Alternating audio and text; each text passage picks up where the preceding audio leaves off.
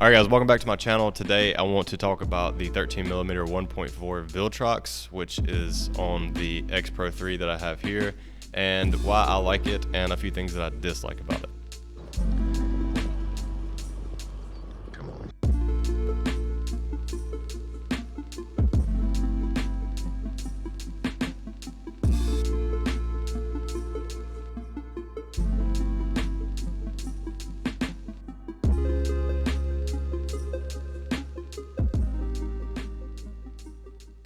I really like how fast the autofocus is on this lens. It's very snappy and it's silent. It almost makes no noise at all, which is really impressive considering it's less than half the price of a Fujifilm lens, specifically the 18mm 1.4 that I use so often, which I love that lens. The 18mm 1.4 is twice as much as the 13mm 1.4 by Viltrox, which is insane that you can get a lens so nice for such little cost. And they really did a good job of the construction on this lens.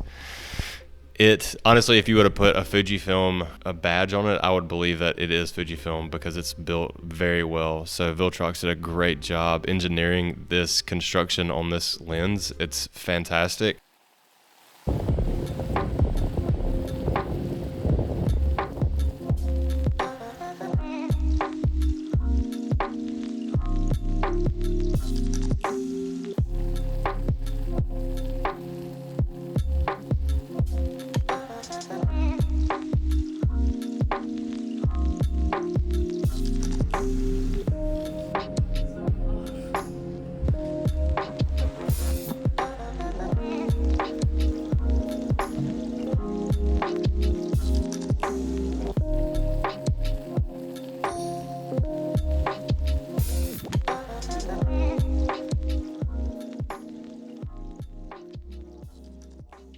I've been using this on the X Pro 3 for the last week or so, even though I've had it for a few months. This is actually my second copy. My first copy was dropped in the ocean, and yes, it still works, believe it or not, except the aperture ring gets kind of stuck.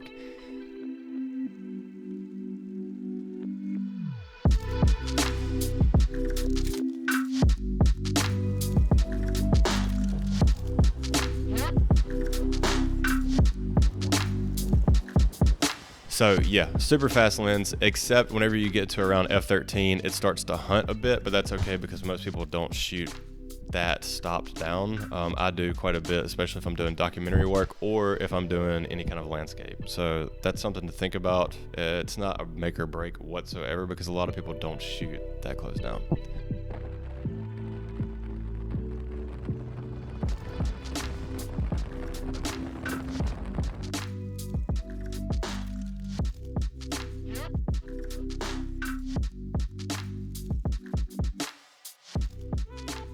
The focal length on this lens is absolutely insane. It's very wide, more so than you would think, I believe, and I just want to show you real quick how wide it really is. Right now, we're shooting on an 18mm 1.4 by Fujifilm, and I'm going to show you what the 13mm looks like. All right, so now this is a 13mm 1.4, and as you can see, it's super wide. 5mm make up a huge difference.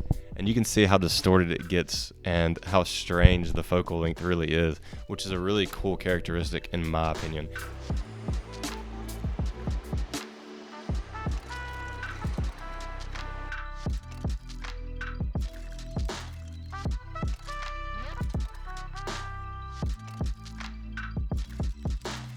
It kind of forces you to do things quite a bit different, and that's amazing. Any lens that makes you do things different is really great.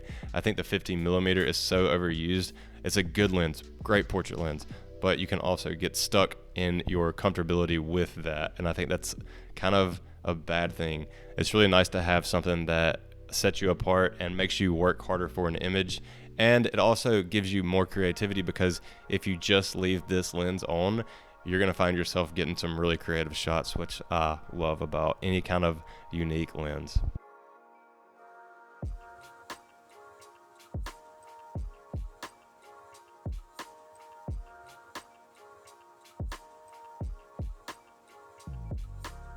I think that it's a great lens for abstract portraits, landscapes, and interior. I shot all of these things, and I'm going to show you images throughout this that you can see. I didn't want to go over the specs and everything for this lens because it's not my thing. I just kind of want to show you what you can achieve by using this, and I'm sure you could achieve a lot more if you were shooting it as well.